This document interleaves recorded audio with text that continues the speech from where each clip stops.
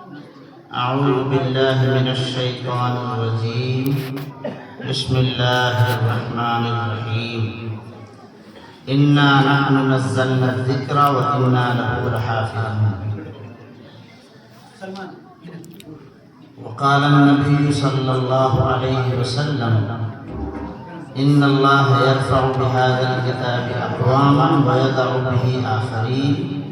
وقال: خيركم من تعلم القرآن وعلمه، أو كما قال صلى الله تعالى عليه وسلم. اسٹیج پر رونق افروز حضرات علماء کرام،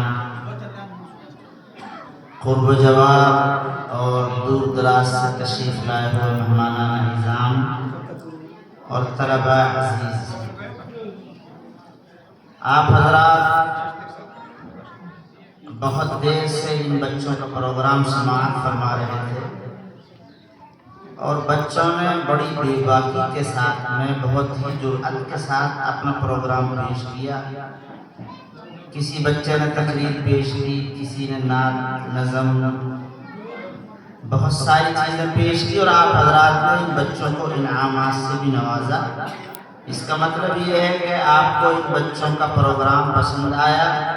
اللہ تعالیٰ اس ادارے میں جو پڑھنے والے بچے ہیں، پڑھانے والے اساتذہ کرام ہیں، اللہ سب کو شرف قبولیت سے نوازا. محترم بزرگوں، اللہ تبارک و تعالیٰ نے دنیا اور آخرت میں ساری عزت اپنی ذات کے لیے، اپنے رسول کے لیے اور ایمان والوں کے لیے خاص کر رکھی ہے. وَلِلَّهِ الْعِزَّةُ وَلِرَسُولِهِ وَلِلْمُؤْمِنِينَ، کہ عزت تو صرف اللہ کے لیے ہے، رسول کے لیے ہے اور ایمان والوں کے لیے ہے، لیکن منافق اس چیز کو جانتے نہیں ہیں. اللہ تبارک و تعالی نے قرآن کریم ایک ایسی نعمت ہمیں دی ہے کہ جس دن بچہ سب سے پہلے اپنے گھر سے نکلتا ہے مکتب میں پڑھنے کے لیے، چھوٹا سا بچہ ہے، اسے کوئی ہوش نہیں ہے، 7 سال کا، 8 سال کا، 10 سال کا. اس کی ماں اس کو وضو کراتی ہے، اس کے بغل میں چھوٹا سا پارا ہوتا ہے، نورانی قاعدہ ہوتا ہے، اور یہ بچہ مسجد کی طرف یا مکتب کی طرف قدم بڑھاتا ہے اور اللہ کے نبی علیہ السلام کی طرف سے فوراً بشارت آ جاتی ہے کہ اس بچوں کے پیروں کے نیچے اللہ کے فرشتے اپنے پر بچھا رہے ہیں. آج اس کا شروع کا دن ہے مکتب کا، اللہ کا نام لینے کی شروعات کرنے جا رہا ہے.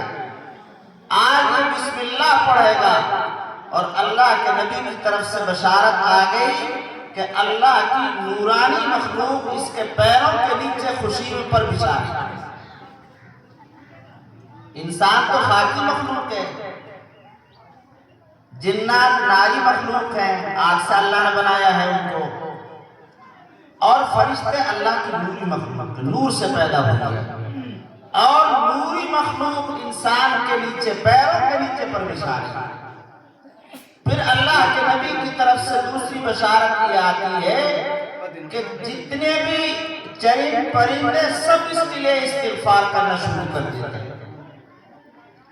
حتی الحیتان فی الماء، مچھلیاں پانی میں اس کے لیے استغفار کر رہی ہیں.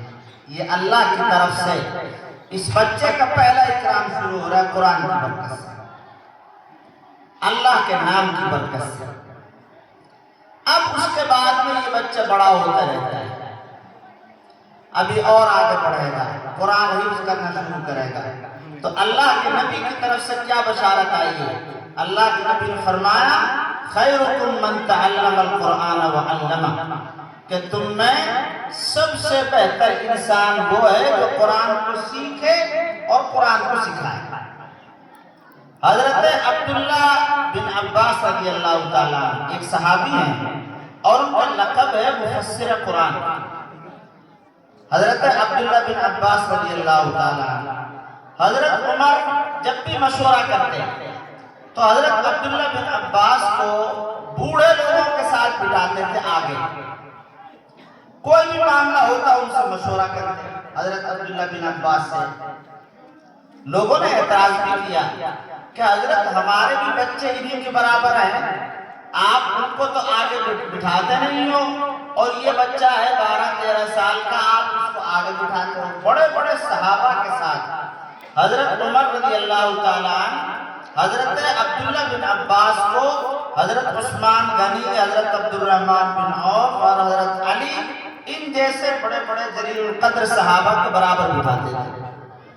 لوگوں نے کہا کہ ان کی طرح ہمارے بھی بچے ہیں اتنی عمر کے، آپ انہی کو کیوں بٹھاتے ہو؟ تو حضرت عمر رضی اللہ تعالیٰ نے پھر اس کی وجہ بتائی کہ حضرت عبداللہ بن عباس قرآن کریم کو سب سے زیادہ جاننے والا ہے، مفسر قرآن ہے، اور اس کے پیچھے کی ایک بڑی دلچسپ کہانی ہے۔ اللہ کے نبی علیہ السلام نے استنجا کرنے کے لیے، اب جب استنجے سے فارغ ہو کر اللہ کے نبی آئے تو دیکھا کہ پانی رکھا ہوا ہے۔ آپ نے پوچھا کہ پانی کس نے رکھا ہے؟ وضو کا پانی تھا۔ لوگوں نے کہا کہ تو عبداللہ نے رکھا ہے، چھوٹا سا بچہ ہے پیارا سا۔ تو اللہ کے نبی علیہ السلام نے ان کو بلایا، اور بلانے کے بعد سینے سے چپکا دیا۔ حدیث میں آتا ہے ضمنی النبی صلی اللہ علیہ وسلم وقال اللہم علمہ، اللہ کے نبی نے عبداللہ کو سینے سے چپکا لیا اور چپکا کر انہوں کہا کہ اے اللہ اس بچے کو قرآن کا علم سکھا دے۔ اور یہ کس کی برکت تھی؟ یہ اللہ کے نبی علیہ السلام کی خدمت کی برکت تھی۔ آج تو ہماری بیوات میں افسوس کی بات یہ ہے کہ ہم اپنے بچوں کو نواب بنا رہے ہیں، خادم نہیں بنا رہے، نواب بنا رہے ہیں بچوں کو۔ میرا بیٹا خدمت کرے گا، میرا بیٹا یہ کام کرے گا، میں تو اتنا بڑا آدمی ہوں۔ نہیں میرے محترم بھائیو، خدمت ایسی چیز ہے کہ اس سے آدمی راتوں رات آسمان پر پہنچ جاتا ہے، اتنی اونچی ترقی۔ ایک لوٹا پانی اور اس نے حضرت عبداللہ بن عباس رضی اللہ تعالیٰ عنہ کو مفسر قرآن بنا دیا۔ اللہ کے نبی کی دعا اندر سے نکل گئی، اللہم علمہ الکتاب، اے اللہ اس بچے کو قرآن کا علم دے۔ چنانچہ حضرت عبداللہ بن عباس رضی اللہ تعالیٰ عنہ سب سے آگے نکل گئے قرآن کے علم میں، مفسر قرآن کا لقب ملا ہوا۔ حضرت عمر نے ایک مرتبہ لوگوں کو دکھانے کے لیے کہ ان کا کتنا علم، ان کا علم میں کتنی گہرائی ہے، سب کو اکٹھا کیا، اور اکٹھا کرنے کے بعد میں یہ کہا کہ یہ بتاؤ اذا جاء نصر اللہ والفتح ورأیت الناس يدخلون فی دین اللہ افواجا، اس سورت کے بارے میں تمہاری کیا رائے ہے؟ تو سب نے کہا کہ اس سورت کا مطلب ہے کہ جب اللہ کی مدد آ جائے گی اور فتح آ جائے گی، اور اے نبی آپ لوگوں کو دیکھیں گے کہ ایمان میں داخل ہو رہا ہے فوج کی فوج، جوک در جوک، جھنڈ پہ جھنڈ لوگ مسلمان ہو رہے ہیں بڑی تعداد میں، تو ایسے موقع پر آپ اپنے رب کی تسبیح بیان کیجئے اور استغفار کیجئے۔ اللہ نے یوں کہا ہے کہ جب ایسا وقت آئے تو آپ کو تسبیح پڑھنی ہے اور آپ کو استغفار کرنا ہے۔ سب نے یہ کہا کہ اس کی تفسیر یہ ہے۔ حضرت عمر نے کہا کہ عبداللہ تم بتاؤ اس کی تفسیر کیا ہے؟ اب سب تو کہہ رہے ہیں کہ تفسیر یہ ہے کہ جب لوگ زیادہ مسلمان ہوں گے تو آپ کو تسبیح پڑھنی ہے اور آپ کو استغفار کرنا ہے۔ عبداللہ تم بتاؤ اس آیت کی صحیح تفسیر کیا ہے؟ عبداللہ نے کہا اجل رسول اللہ صلی اللہ علیہ وسلم، اس آیت کی تفسیر ہے کہ اللہ اپنے نبی کو ان کی موت کی خبر دے رہا ہے کہ اے نبی جی جب ایسا وقت آ جائے گا کہ لوگ ایمان میں داخل ہوں گے کثرت کے ساتھ میں، تو آپ کا کام تمام ہو جائے گا۔ جب آپ کا کام مکمل ہو جائے گا تو ہم آپ کو اپنے پاس واپس بلا لیں گے۔ موت کی خبر دی جائے، ان کی طرف کسی کا ذہن ہی نہیں گیا کہ موت کی خبر دی جا رہی ہے اس صورت میں۔ تو پھر لوگوں نے کہا کہ آپ جو عبداللہ کو آگے بٹھاتے ہو یہ بالکل آپ کا صحیح فیصلہ ہے۔ حضرت عبداللہ بن عباس رضی اللہ تعالیٰ، قرآن کی برکت سے اللہ تبارک و تعالیٰ نے ان کو بڑے بڑے صحابہ کے برابر لا کر بٹھایا۔ قرآن کی ایسی برکت ہے، یہ دنیا کی برکت چل رہی ہے۔ اب اس کے بعد حافظ قرآن کا انتقال ہو گیا۔ اب اس کے بعد اللہ تبارک و تعالیٰ نے سارے انسانوں کو اکٹھا کیا ہوا ہے میدان میں۔ اب وہاں پر نیچے سے لے کر اوپر تک عام آدمی اور سرپنچ اور پردھان اور نواب اور وزیر اعظم، M P, M L A, سارے ہر طرح کے لوگ اکٹھے ہوئے، دنیا دار، دیندار، بادشاہ، نواب، سلطان، انبیاء، اولیاء، پورا میدان میں اللہ تبارک و تعالیٰ جو قرآن کا قاری ہے، حافظ قرآن ہے، اس کو بلائیں گے اور اللہ تبارک و تعالیٰ اس سے کہیں گے اقرا ورتقی، قرآن پڑھتا جا اور جنت کے درجوں پر چڑھتا جا۔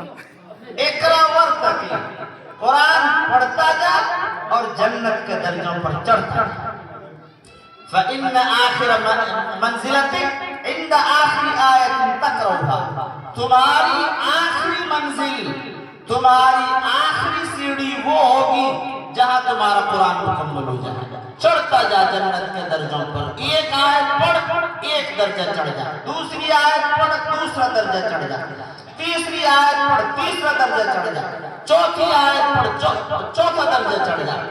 اور جنت کے درجوں کے درمیان اتنا فاصلہ ہے جتنا ایک آسمان سے لے کر دوسرے آسمان کا فاصلہ۔ بعض جنتیوں کو جنتی دیکھیں گے تو ان کی ٹوپیاں گر جائیں گے، یوں دیکھیں گے سر اٹھا کر کے کہ یہ تو کہاں بیٹھا وہ جنت میں ہی ہے۔ لیکن چھوٹے درجے کا جنتی جب اس کو دیکھے گا، اللہ کے نبی علیہ السلام نے سر اونچا کیا تو اس حدیث کی تفسیر میں بعض علماء کہتے ہیں کہ اللہ کے نبی نے یوں دیکھا تو اللہ کے نبی کی ٹوپی گر گئی، اور بعض اس حدیث کی تفسیر میں یوں کہتے ہیں کہ اس وقت میں لوگ دیکھیں گے نیچے درجے کے جنتی اوپر کے درجے والوں کو تو ان کی ٹوپیاں گر گئی۔ اتنا اونچا مرتبہ اللہ کا اقرا ورتقی، کتنی خوبصورت ہے۔ اقرا ورتقی، پڑھتا جا اور جنت کے درجوں پر چڑھتا جا۔ یہ اس کے ساتھ اللہ کا برتاؤ ہو گیا۔ اب اس کے بعد میں پھر فیصلہ ہوگا، من قرأ القرآن وعمل بما فیہ البس والداہ تاجا یوم القیامہ۔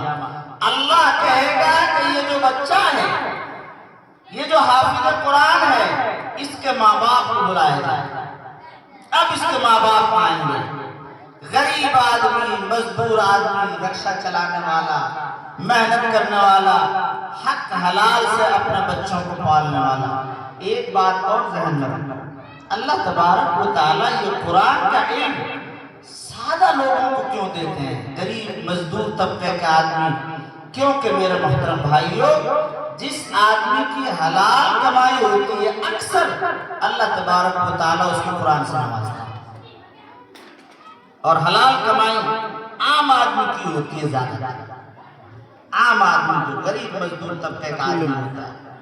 اب یہ رکشہ چلانے والا، دنیا میں جس نے کبھی ایسی زندگی نہیں گزاری، اچھا مکان نہیں دیکھا اس نے، وہ رکشہ چلانے والا اللہ کے سامنے آ رہا ہے، اللہ کہہ رہا بلاؤ اس کی ماں کو، بلاؤ اس کے باپ کو، بلاؤ اور اس کو تاج پہنا دو، البس والدہ تاج یوم القیامہ، اس کے ماں باپ کو تاج پہناؤ۔ اب ماں باپ کو تاج پہنایا جائے گا، کیسا تاج؟ ذوقہ احسن من ذوق الشمس، کہ اس کے سامنے آنکھ نہیں کھل پائی، ایسا تاج، سورج میں کچھ بھی نہیں ہے اس کے سامنے، اس کی روشنی سورج کی روشنی سے بھی زیادہ خوبصورت ہے۔ اور سورج میں کیسا؟ لو کانت فی بیوتکم الدنیا، اللہ کے نبی نے فرمایا یہ آسمان کا سورج، یہ جو مولی قیام الدین کا مدرسہ ہے، اس کے ایک چھوٹے سے کمرے میں رکھ دو اس کو، یہ جو آسمان، یہ آج بھی بھائی پوری دنیا اس سے روشن ہو رہی ہے، لیکن کبھی آپ نے تجربہ کیا ہے؟ آپ آنکھ کھول کر 5 منٹ دیکھ لو سورج کو، نہیں دیکھ سکتے، 5 منٹ نہیں دیکھ سکتے، آنکھوں میں آنسو آ جائیں گے آپ کا۔ اور اگر 1 گھنٹہ دیکھ لیا تو آنکھیں پریشان ہو جائیں گے۔ یہ سورج یہاں سے اٹھا کے، اور یہ جو کمرے بنے ہوئے ہیں بچوں کی سہولت کے لیے، اس کمرے میں اس سورج کو فٹ کر دو تو میرے محترم بھائیوں، اس کمرے میں اگر اس کی روشنی فٹ ہو جائے گی تو کتنی زیادہ ہوگی۔ آپ نے فرمایا کہ اگر یہ سورج تمہارے دنیا کے گھر میں آ جائے اور پھر تصور کرو اس کی روشنی جتنی زیادہ ہوگی، اس تاج کی روشنی اس سورج سے بھی زیادہ لو کان فی بیوتکم الدنیا۔ آپ نے فرمایا فما ظنکم بالذی عمل بہذا۔ اب یہ بتاؤ کہ جو اس پر عمل کرے گا اس کا کیا مرتبہ ہوگا، کیا مرتبہ ہوگا۔ حدیث پاک بات ہے، حضرت شیخ نے، حضرت مولانا یوسف صاحب رحمۃ اللہ علیہ حیات، وہ جو کتاب ہے ان کی حیات الصحابہ، اس میں یہ حدیث لکھی ہے کہ ایک آدمی جب تہجد میں کھڑا ہوتا ہے اور تہجد میں کھڑا ہونے کے بعد میں مسواک کرتا ہے، وضو کرتا ہے، اور اس کے بعد میں قرآن پڑھتا ہے۔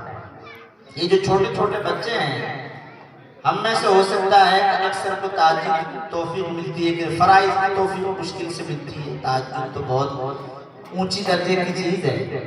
اللہ تعالی ہم سب کو تہجد کی توفیق نصیب فرمائے، اور ہمارے جو پرانے بزرگ ہیں الحمدللہ ابھی بھی ہماری مسجدیں آباد ہیں، بڑی خوشی کی بات ہے۔ تہجد میں مسجدوں میں پہنچ جاتے ہیں، چاہے 10 آدمی ہوں چاہے 5 آدمی ہوں۔ یہ جو چھوٹے چھوٹے بچے ہیں، ان کی دن کی شروعات تہجد سے ہوتی ہے۔ ان کے استاد ان کو کھڑا کر کے رات کو 4 بجے، اب یہ بچے بیچارہ اپنی آنکھیں میٹ رہے ہیں اور اس کے بعد کھڑے ہو رہے ہیں۔ اب اس کے بعد سب سے پہلے مسواک کر رہے ہیں، مسواک کرنے کے بعد میں قرآن اٹھایا، اللہ نے 2 رکعت کی توفیق بھی دے دی تو 2 رکعت نماز پڑھ لی۔ تو اب کوئی آدمی اگر مسواک کرتا ہے اور مسواک کر کے 2 رکعت نماز پڑھتا ہے، حدیث پاک میں آتا ہے کہ فرشتے اپنے ہونٹوں کو اس کے ہونٹوں سے چپکا دیتا ہے اور ہونٹوں سے ہونٹ لگا کر کے اس کا قرآن سنتا ہے، اندر لے رہا ہے۔ کتنی بڑی سعادت کی بات، فرشتہ ہونٹ سے ہونٹ لگا کر قرآن کو لے رہا ہے، کتنی سعادت کی بات۔ پھر اس کے بعد اللہ کے نبی علیہ السلام نے ایک حدیث میں ارشاد فرمایا کہ جب آپ نے قرآن کو یاد کر لیا، اس نے پڑھا، اس کو یاد کر لیا زبان، حلال کو حلال سمجھا، حرام کو حرام سمجھا، قرآن میں جو حلال ہے اس کو حلال سمجھ رہا ہے، قرآن میں جو حرام ہے اس کو حرام سمجھ رہا ہے۔ یہ نہیں کہ اپنے خواہش میں عمل کر رہا ہے۔ قرآن پڑھنے اور پڑھانے والے کی ڈبل ذمہ داری ہوتی ہے کہ وہ قرآن کے حلال کو حلال سمجھے اور حرام کو حرام سمجھے۔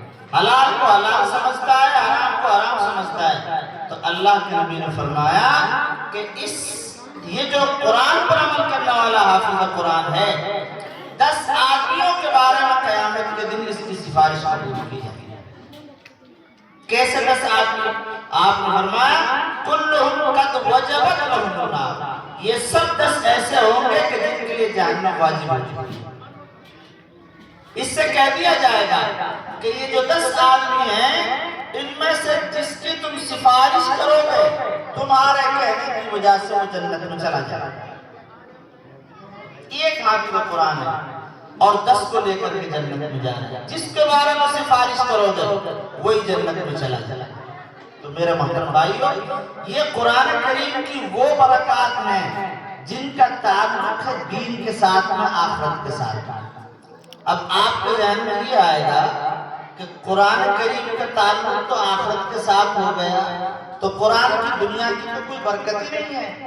ایسا بھی نہیں ہے میرے محترم بھائیو، قرآن کریم کی دنیا کی بڑی برکتیں، بہت بڑی برکتیں ہیں۔ یہ جو سلطنت عثمانیہ ہے، تقریباً 500-600 سال تک دنیا پر حکومت کری سلطنت عثمانیہ نے، اوٹومن ایمپائر جس کو بولتے ہیں۔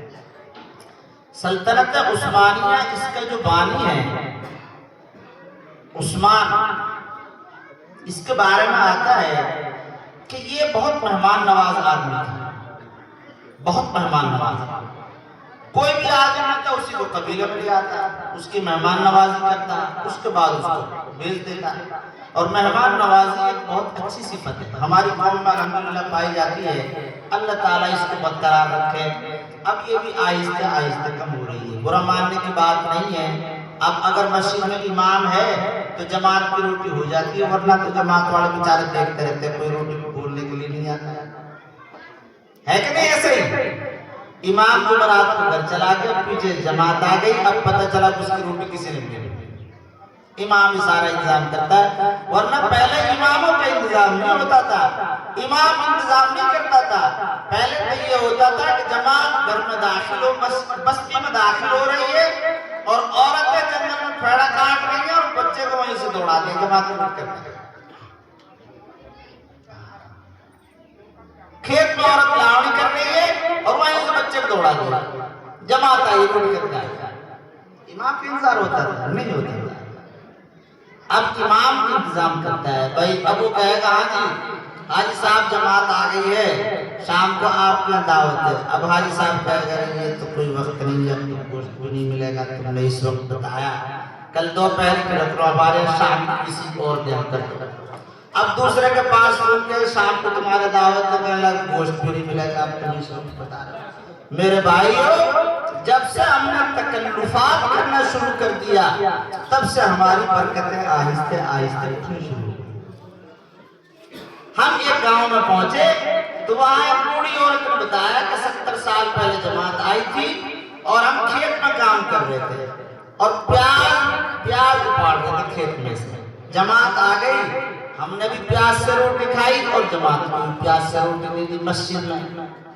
تو امیر صاحب نے یہ کہا کہ مسجد میں پیاز کھانا جائز نہیں، پیاز اور لہسن کھا کر مسجد میں نہیں جانا چاہیے، اللہ کے نبی نے منع فرمایا۔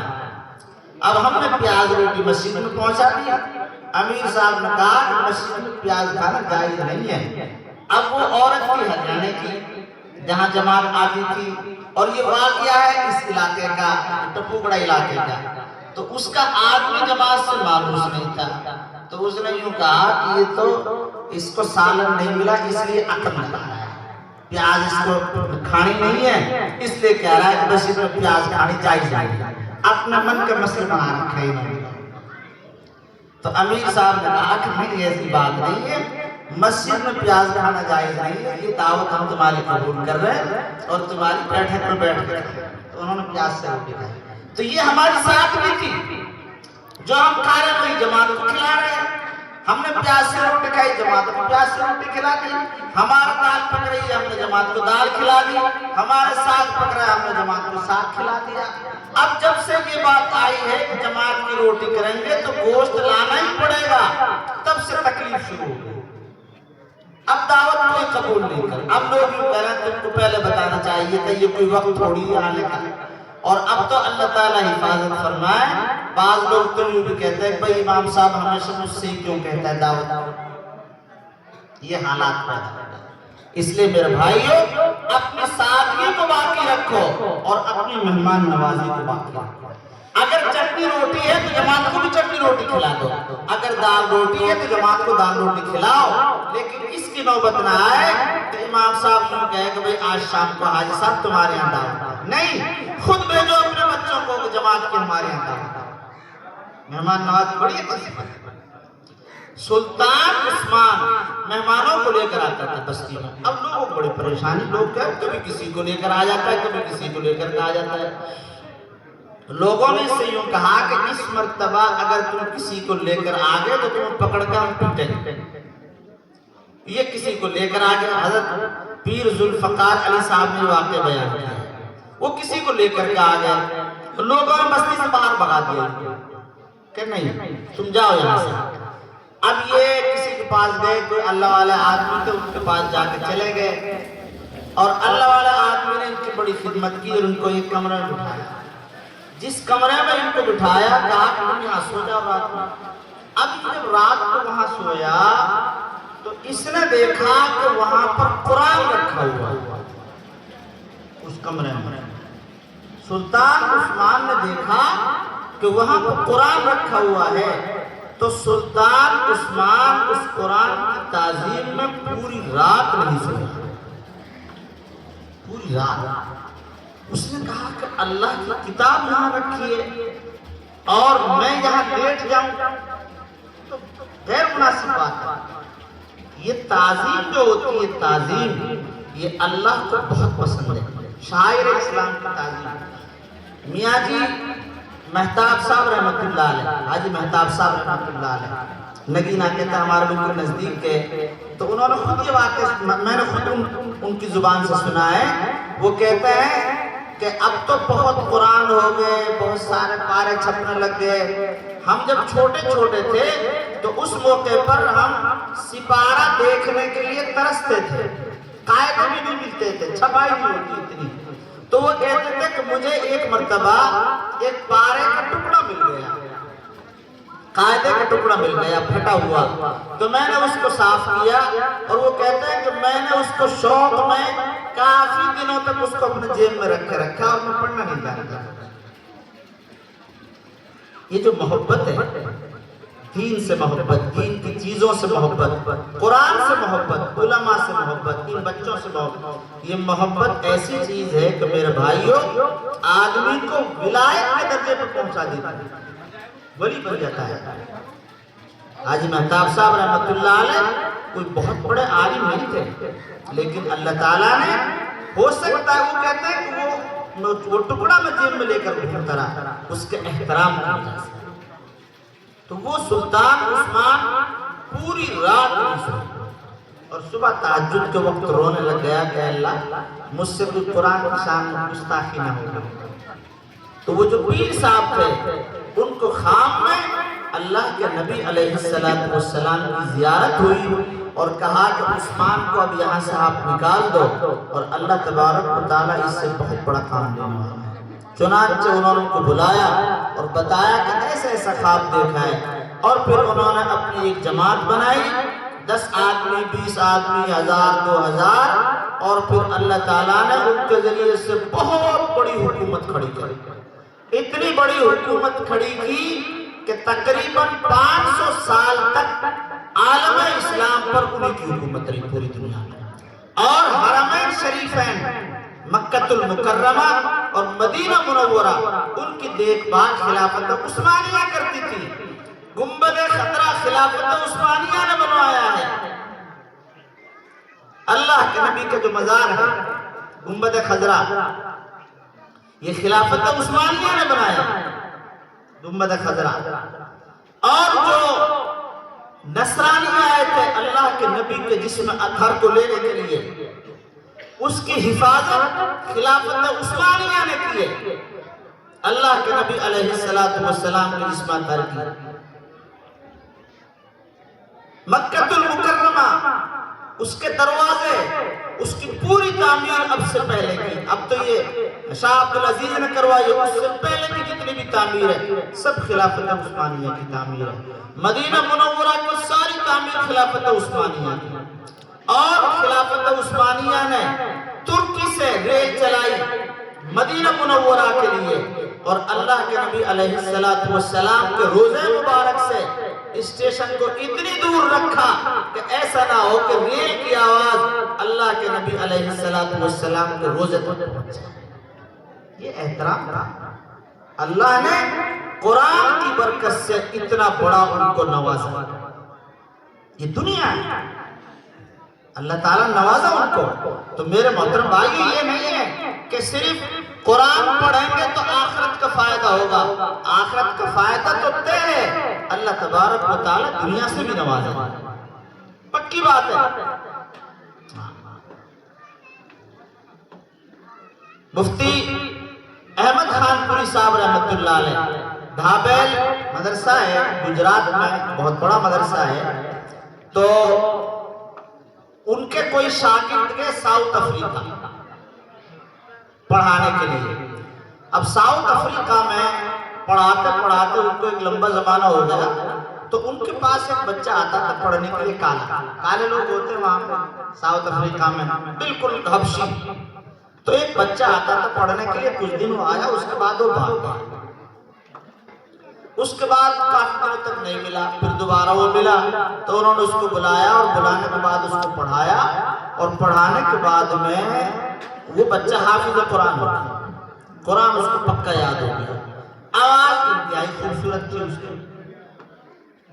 دبئی میں مسابقہ ہوا قرآن کریم کا، انٹرنیشنل مسابقہ پوری دنیا کا، اور یہ بچہ اس میں پہلے نمبر پہ آیا، یہ جو کالا بچہ تھا، اس کو بڑا انعام دیا گیا، اور ساؤتھ افریقہ میں ایک بہت بڑا پروگرام کیا گیا اس بچے کے اعزاز میں اور استقبال میں، کہ یہ بچہ ماشاءاللہ پہلے نمبر پر آیا ہے، سارے لوگ وہاں اکٹھے ہوئے، تو وہاں ایک وزیر بھی آیا ہوا تھا۔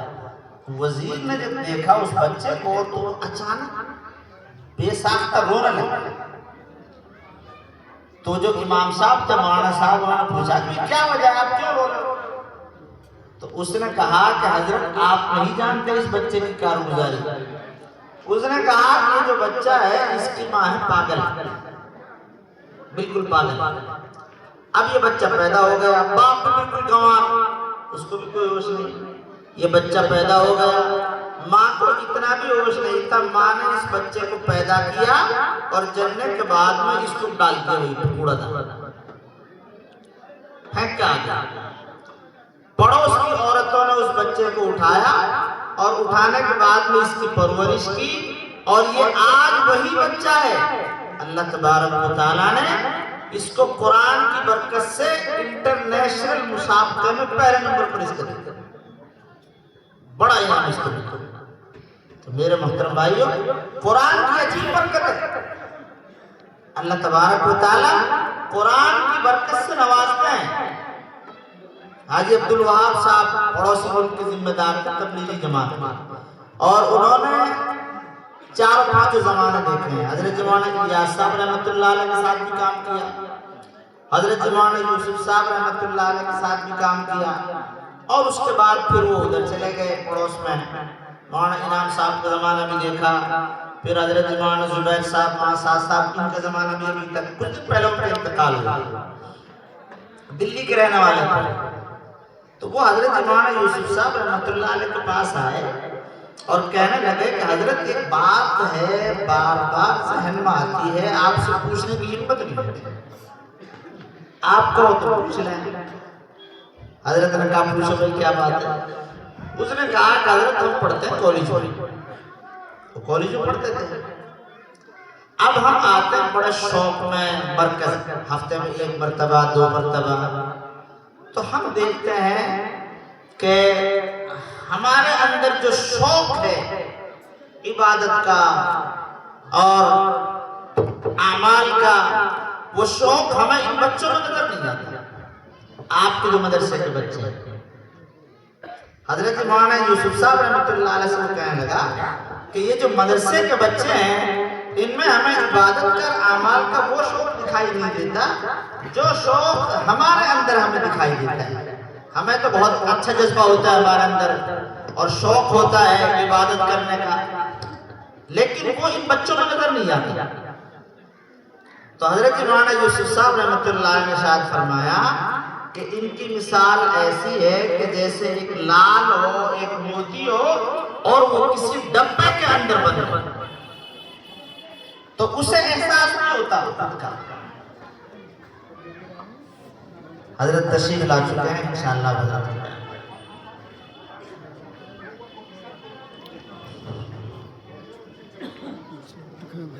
انشاءاللہ پھر موقع ملے گا آپ سے بات کریں۔ ماشاءاللہ ہمارے مہمان محترم حضرت مولانا محمد راشد